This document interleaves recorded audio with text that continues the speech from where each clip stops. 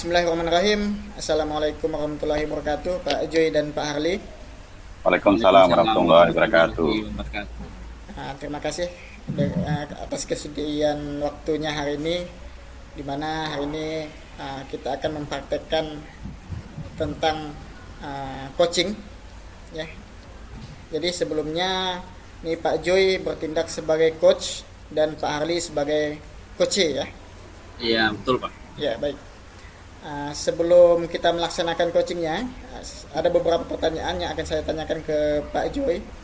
Yang pertama, Pak, persiapan apa yang Bapak lakukan sebelum melaksanakan praktek coaching pada sore hari ini?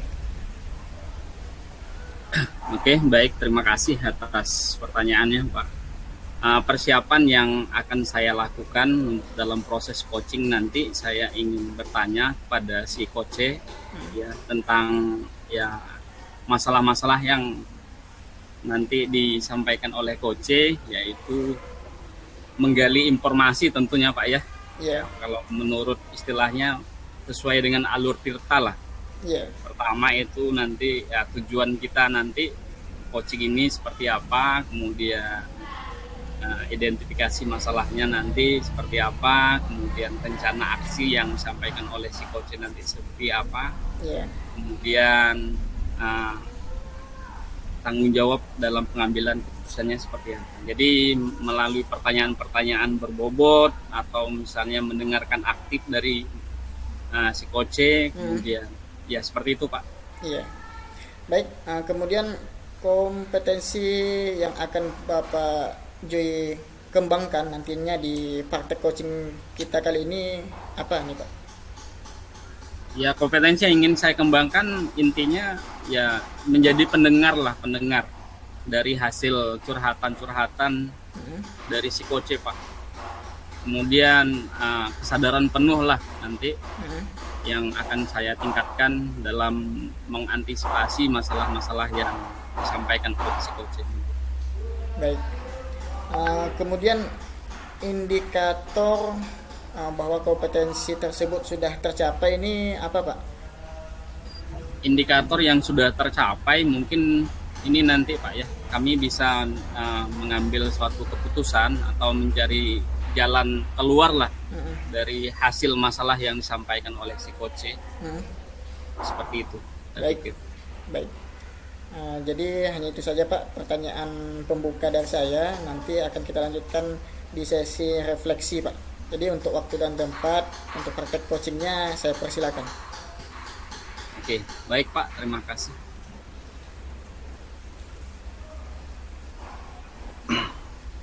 Assalamualaikum Pak Harli.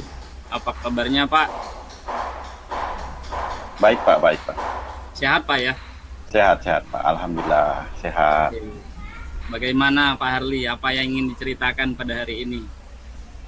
Baik Pak, jadi saya ingin berbagi lah Pak, ingin curhat bahasanya terkait masalah saya di kelas Pak. Nah jadi di kelas ini Pak, saya menemukan ada seorang siswa Pak yang selalu tidak mengerjakan tugas dari saya Pak. Terus siswa ini Pak, itu kedapatan waktu saya mengajar Pak, dia tertidur Pak di mejanya, seperti itu Pak.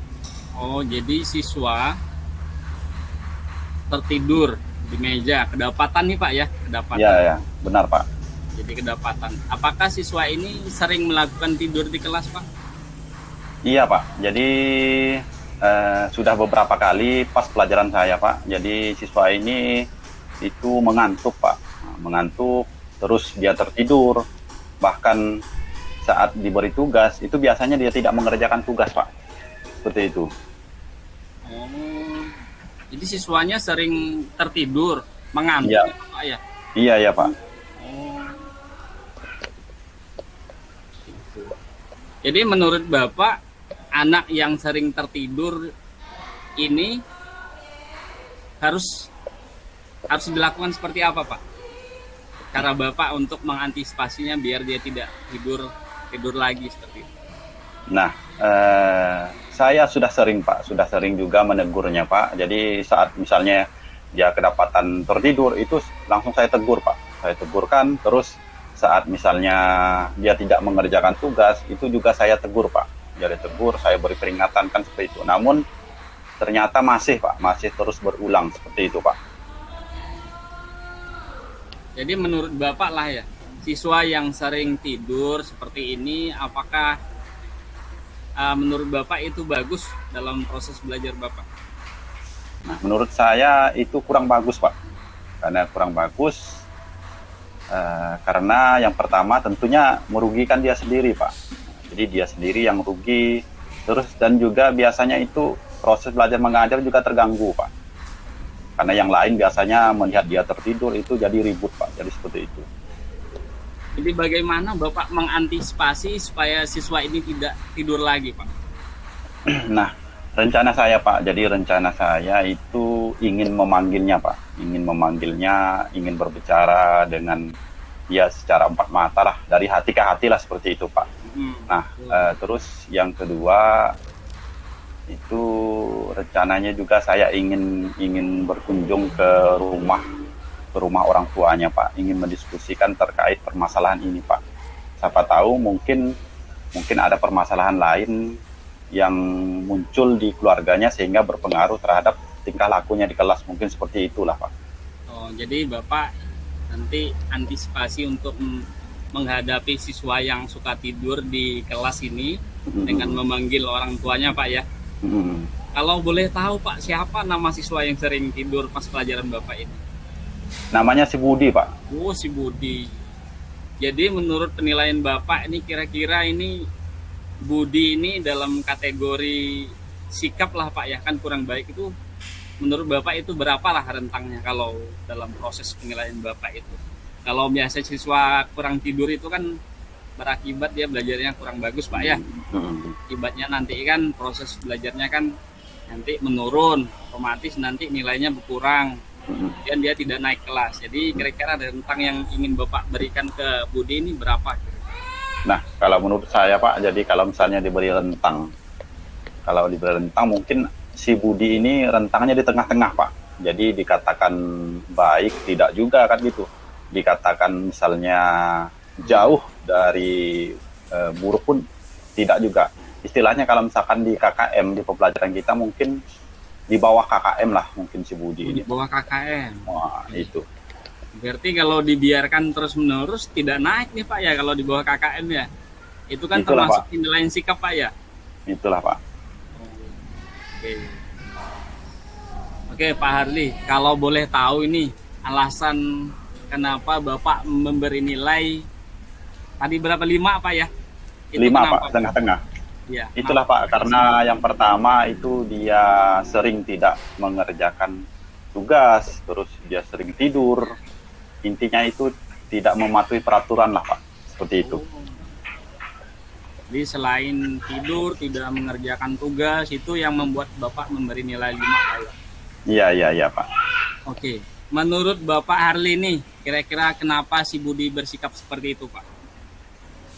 Nah, jadi saya pernah menanyakan kepada temannya yang kebetulan dekat dengan rumahnya Pak. Katanya si Budi ini kalau sehabis pulang sekolah Pak, dia itu sering membantu orang tuanya di kebun Pak. Nah, jadi mungkin dia kecapean, itulah yang menyebabkan mungkin dia tertidur di kelas. Terus yang kedua mungkin itulah yang menyebabkan dia sering tidak mengerjakan tugas Pak, karena membantu orang tuanya. Itu yang menurut informasi yang saya dapatkan dari temannya Pak. Oh, jadi Budi sejauh ini tuh bekerja Pak ya? Bekerja terlalu keras membantu orang tuanya sehingga dia mengabaikan proses belajar di sekolah. Oke. Sejauh ini Pak Harli, usaha yang Bapak lakukan untuk mengubah si Budi ini menjadi lebih baik itu seperti apa Pak? Nah itulah Pak, ya saya sudah, yang pertama tadi saya sudah sering menegurnya Pak, jadi sudah sering saya tegur gitu. Saya sering berbicara kepadanya hal-hal yang merugikan kalau seandainya ini terus dilakukan. Seperti itu Pak. Oh, iya. Jadi dengan cara menegur begitu Pak ya, supaya dia tidak mengulangi perbuatannya lagi. Oke, Iya, iya, Pak. menurut Pak Harli, adakah cara lain yang bisa Bapak lakukan selain menegur itu, Pak? Nah, itu Pak. Jadi rencana saya itu saya ingin berbicara dengan dia, Pak. Terus saya ingin berkunjung ke rumahnya, Pak. Ingin membicarakan terkait permasalahan yang saya temui seperti itu. Seperti yang dibicarakan oleh teman-temannya. Saya ingin berbicara langsung dengan orang tuanya, Pak. Oh, jadi Bapak Harli nanti ingin berkunjung menemui kedua orang tuanya sebagai bentuk inilah Pak ya, salah satu wali kelas peduli ke siswa gitu Pak ya. Iya, iya, benar, Pak. Saya pikir ide yang Bapak lakukan itu bagus sekali. Kemudian apakah ada ukuran Pak keberhasilan rencana yang Bapak rencanakan tadi? Jadi Ukuran mudah-mudahan keberhasilannya seperti apa? mudah-mudahan Pak, dalam waktu dekat ini setelah mungkin rencana itu saya lakukan, mudah-mudahan ada perubahan dari sikap si Budi ini, Pak. Minimal mungkin nanti di kelas itu dia tidak mengantuk lagi kan gitu, Pak. Atau minimal nanti tugas-tugas yang diberikan itu dikerjakannya lah seperti itu, Pak. Oh, bagus, bagus rencana. Bagus Pak. Ya, ya, Kira-kira Pak. dalam waktu dekat ini komitmen Bapak terhadap rencana Bapak itu seperti apa? Komitmen saya, Pak, itu rencananya mungkin besok, Pak. Jadi semakin cepat semakin bagus. Jadi besok rencananya saya sudah mau memanggil Budi. Terus nanti mungkin habis pulang sekolah saya langsung menemui orang tuanya. Seperti itu, Pak. Baik Pak Harli, mudah-mudahan dalam waktu terdekat apa yang ingin Bapak rencanakan untuk mengubah sikap si Budi itu bisa terrealisasi. Kemudian bagaimana perasaan Bapak setelah menceritakan permasalahan ini? Alhamdulillah, Pak. Jadi setelah menceritakan permasalahan ini, Pak, yang tadinya saya akan si Budi, alhamdulillah setelah berbicara dengan Bapak itu timbul ide rencana kedepannya untuk menangani si Budi ini, Pak. Jadi sekarang udah plong lah seperti itu, Pak. Oh iya, udah lega Pak ya. Iya, iya, Pak. Telah diceritakan, kemudian aksi yang Bapak lakukan juga sudah baik, dan rencana-rencana Bapak juga sudah, saya pikir sudah betul. Kemudian apakah ada hal lain yang ingin Bapak bicarakan tentang selain kasus Budi ini? Jadi untuk sementara mungkin tidak ada lagi, Pak. Jadi permasalahan saya hanya terkait si Budi ini. Jadi terima kasihlah Pak atas waktunya, atas kesempatannya mau mendengar keluh kesah saya, dan alhamdulillah dari pembicaraan ini jadi ada solusi dari saya sendiri. Jadi saya benar-benar berterima kasih kepada Bapak atas waktu dan kesempatannya, Pak. Oke, baik, sama-sama Pak Harli. Cuman karena Pak Harli sudah bisa menemui solusi yang Bapak harapkan, saya pun juga sudah lega mendengarnya, ya, dan rencana Bapak yang Bapak lakukan juga sudah baik. Ya, Oke, kita ya, Pak. akhiri. Oke. Ya, Pak. Terima kasih, Pak. Assalamualaikum. Sama-sama. Waalaikumsalam warahmatullahi wabarakatuh. Baik, terima kasih kepada Pak Harli dan Pak Joy yang telah mempraktekkan praktek coaching kita pada hari ini. Sebelum saya bertanya sedikit di sesi refleksi ini, Pak, saya ada umpan balik positif dari hasil pengamatan yang saya lakukan.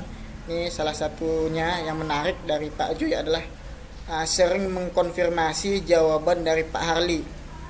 Nah, jadi itu ketika kita sering mengkonfirmasi jawaban dari si coach itu untuk berguna sebagai menghilangkan asumsi dari diri kita sebagai coach nih. Karena kita kan jawaban dari si coach seperti ini, nah, kemudian akan timbul tuh asumsi dari diri kita. Nah, asumsi itu dipatahkan dengan cara bertanya ulang ataupun penegasan kembali atas jawaban yang diberikan oleh si coach. Nah, itu menurut saya sangat baik dilakukan oleh Pak Joy.